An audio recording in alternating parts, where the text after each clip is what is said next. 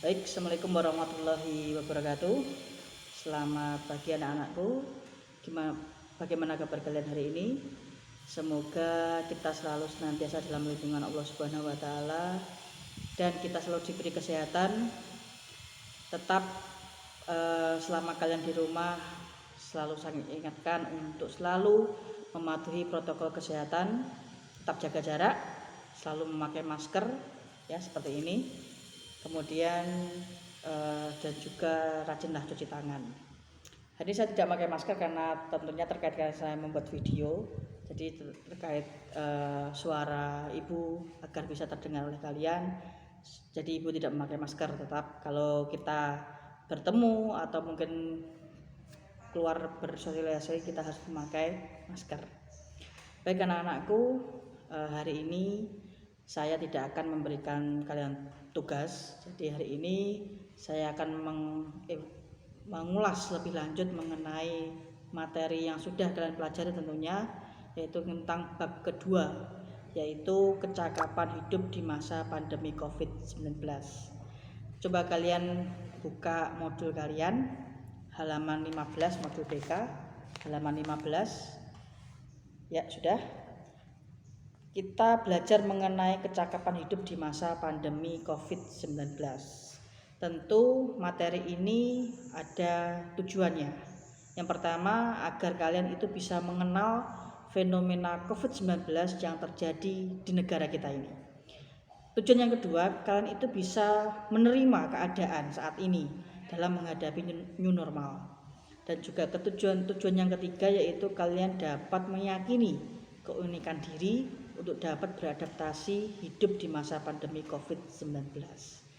Oke anak-anakku, kecakapan hidup di masa pandemi COVID-19 tentu kita harus pahami bahwa wabah ini melanda dunia, ya, termasuk Indonesia. Jadi tidak hanya di negara kita, tetapi di seluruh dunia sudah terjangkit COVID-19. Oleh karena itu, tentu virus ini tidak bisa dianggap remeh, ya. Virus ini tidak bisa kalian sepelekan karena mungkin bagi kalian yang tergolong masih muda, tergolong staminanya masih kuat, daya tahan tubuh kuat, tentu mungkin virus ini tidak masalah. Tapi bagaimana dengan orang tua kalian di rumah, dengan kakek nenek kalian yang ada di rumah, dengan saudara-saudara kalian yang mempunyai riwayat penyakit bawaan seperti riwayat jantung, riwayat penyakit diabetes, riwayat penyakit kanker dan lain-lain. Tentu virus ini akan mematikan sekali bagi mereka.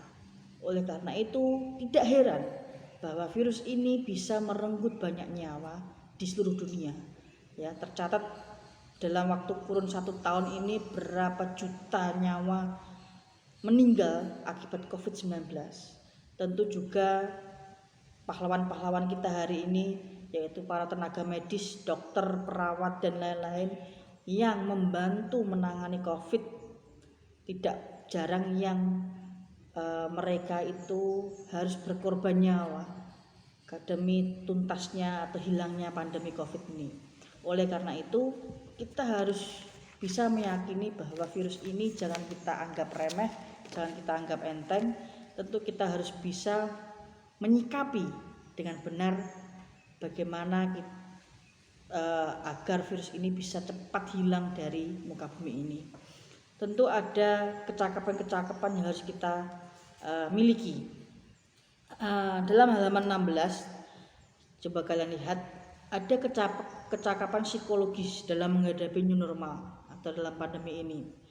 Oke, secara psikologis tentu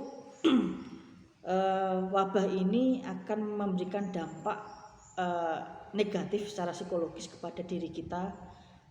Tentu mungkin kita akan merasa tertekan, merasa ketakutan karena dampak virus ini juga mematikan.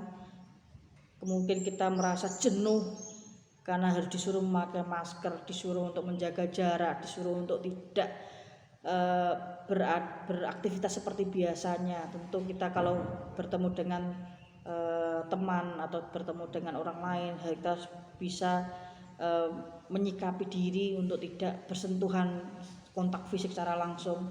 Tentu itu akan membuat kejenuhan, ya, membuat kita menjadi tidak nyaman, kita merasa bosan.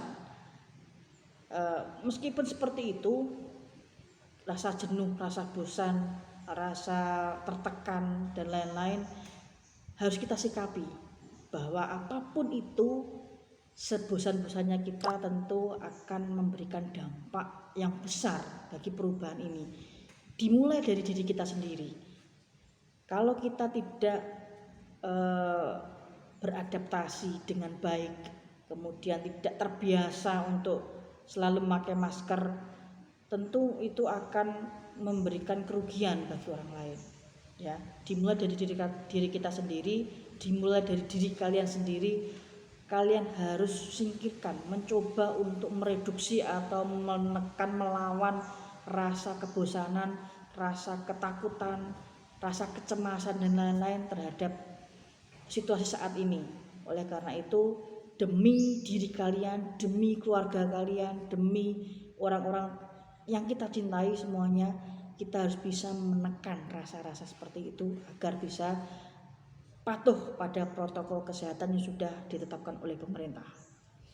Oke, itulah kecakapan psikologis yang harus kita miliki.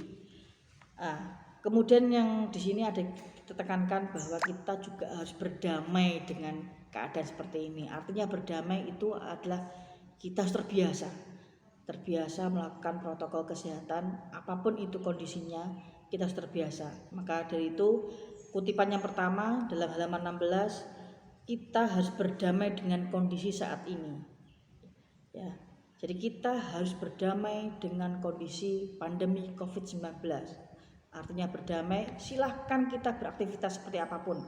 Kita belajar, kita bekerja, membantu orang tua dan lain-lain. Tetapi jangan lupa kita harus memakai masker, kita harus menjaga jarak, dan juga kita sering-seringlah cuci tangan. Seperti Bu Guru, kemanapun harus memakai hand sanitizer. Kebetulan saya letakkan di meja saya memakai hand sanitizer kemanapun saya pergi. Kalian juga seperti itu. Kemanapun kalian pergi, jangan lupa membawa hand sanitizer atau tisu basah yang ada antiseptiknya. Kemudian jangan lupa kemanapun kalian pergi, meskipun keluar rumah untuk membeli sesuatu ke toko, harus memakai masker. Jangan lupa, karena itu sudah kebutuhan sehari-hari kita agar virus ini cepat hilang di muka bumi ini. Berikutnya adapun kecakapan pencegahan penularan virus COVID-19 di halaman 17. Yang pertama adalah makan makanan bergizi. Jadi makan makanan bergizi tentu akan meningkatkan daya imunitas kita. Jangan lupa untuk makan yang mengandung vitamin yang tinggi seperti sayuran, buah-buahan, vitamin C yang tinggi itu penting. Jadi kita harus selalu makan makanan yang sehat, ya. Hindari makan makanan yang seperti junk food, seperti mie instan, makan makanan yang instan dari toko, kemudian makan makanan yang berlemak, mengandung banyak kolesterol, itu hindari dulu. Kita harus bisa menaikkan imunitas kita atau daya tahan tubuh kita dengan cara makan makanan yang sehat. 4 sehat, 5 sempurna. Yang kedua di halaman 18 itu adalah rajin olahraga dan juga istirahat. Jadi kita harus rajin setiap hari, sempatkanlah untuk berolahraga setiap pagi, ya. Entah itu jogging atau jalan kaki kecil atau mungkin lari kecil, yang penting berkeringat, ya. Berkeringat memacu detak jantung kita untuk memompa jantung kita untuk sehat. Jangan lupa istirahat usia-usia kalian yaitu sekitar 7 atau 8 jam setiap harinya. Jangan sampai kalian begadang, ya. Minimalkan begadang karena itu akan menurunkan daya tahan tubuh kalian sehingga kalian mudah terserang penyakit atau virus, ya.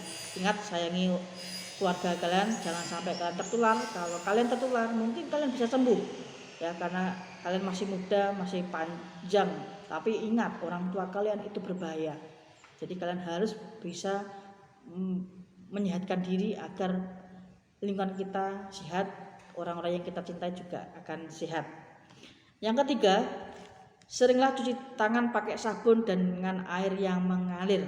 Jadi tidak cukup dengan cuci tangan dengan air saja, tetapi harus memakai sabun.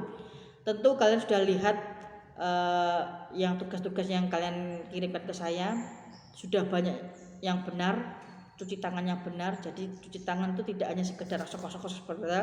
Jadi sela-sela jari itu juga harus bersih, punggung jari juga harus bersih, jempol juga harus bersih, telapak tangan juga harus bersih. Jadi semuanya terkena sabun, yang artinya semua virus apapun yang menempel dalam tangan kita itu hilang, sehingga kita bebas mengambil makanan atau menyentuh muka dengan tangan yang bersih. Jangan sampai tangan yang penuh dengan virus ini kita gunakan untuk membasuh muka atau istilahnya itu mengucek-ucek mata, itu berbahaya untuk penularan virus. Berikutnya yang keempat, gunakan masker. Nah, tadi sudah ya bilang. Yang kelima, tidak merokok. Nah, untuk anak laki ya jangan hindari merokok, karena merokok itu termasuk berbahaya untuk aktivitas kalian. Berikutnya, oke, kita lanjutkan. Yang lain bisa kalian pelajari untuk aktivitas hari ini. Kalau apapun ada pertanyaan, silakan kalian diskusikan. Apa yang ditanyakan. Karena setelah ini ada tugas yang lain, jadi berapa menit teman-teman kali ini kita akhiri. Semoga bermanfaat buat kalian. Akhir kata, wassalamualaikum.